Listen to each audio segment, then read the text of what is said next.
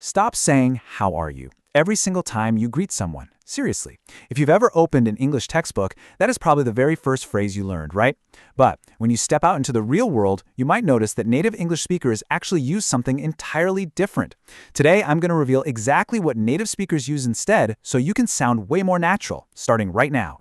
Welcome to This Explainer. Today, we're on a mission to build your conversational confidence.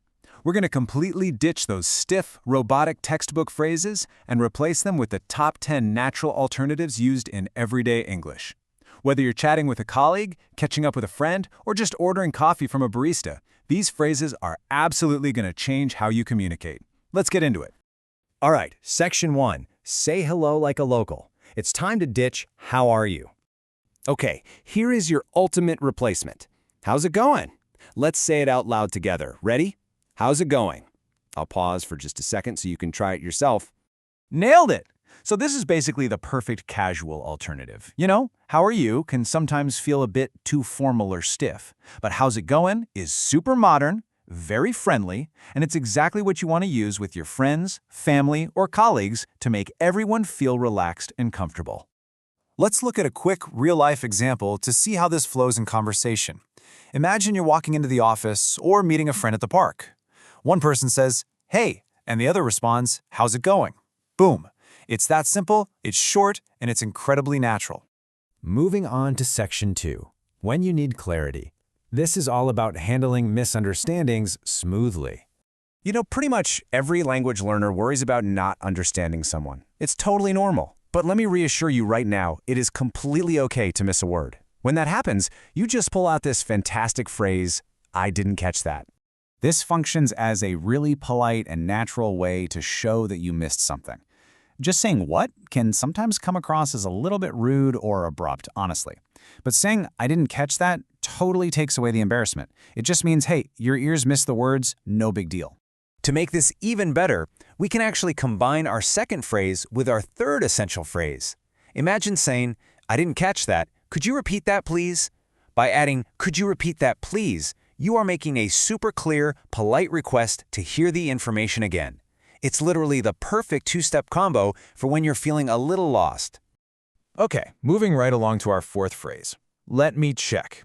What's really cool about this phrase is that it actually gives you a conversational superpower. Seriously, it gives you the power to buy yourself some thinking time. We have all been asked a question where our mind just goes completely blank. It happens to the best of us. "Let me check" works as the perfect bridge in those moments. If someone asks you a question and you just need a second to look at your phone, or honestly just to think of the English word you need, you say, "Let me check." It politely holds your space in the conversation while you gather your thoughts. All right, Section 3, teamwork and showing gratitude. Let's look at sounding natural and appreciative.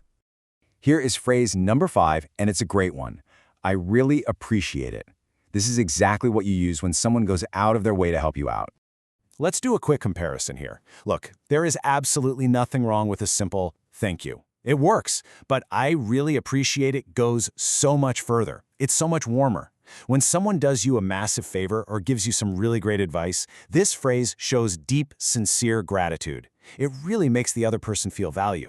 But hey, what if you are the one who did the favor? Let's listen to how this interaction plays out.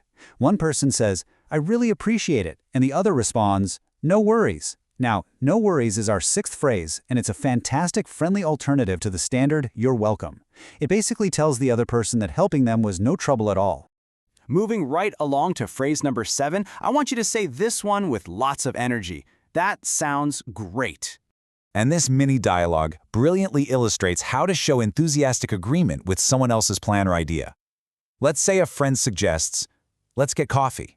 You respond with, "That sounds great." See, you aren't just saying a boring "okay" or "yes." You're showing actual enthusiasm. You are showing that you are fully on board with the suggestion. It brings such a great positive energy to your everyday English.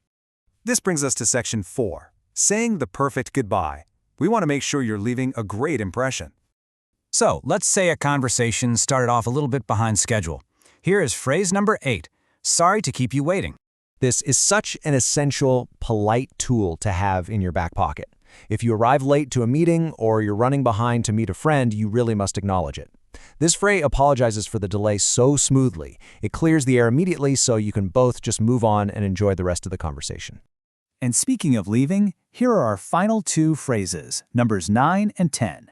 Someone signals they need to leave by saying, "I have to get going." This is a supernatural transition, so you don't just abruptly walk away, which would be weird. Then the other person replies, "Have a good one." Have a good one is just an incredible everyday phrase. The word one casually stands in for day, afternoon, or evening, so it literally works at any time of day. Okay, let's do a very quick review of just some of the amazing phrases from our journey today. We've got "how's it going" to say hello, "I didn't catch that" and "let me check" to smoothly navigate conversations, "no worries" to accept a thank you, and "have a good one" to say a friendly goodbye. I promise you, using these phrases will replace that stiff textbook English and massively boost your speaking confidence. Now, I want to turn it over to you. Which of these 10 everyday English phrases is your absolute favorite? Like, which one are you going to go out and use today? Drop your answer in the comments below. I read as many as I possibly can. And hey, if you enjoyed this explainer and want to keep building your conversational skills, make sure you hit that subscribe button for more daily English tips.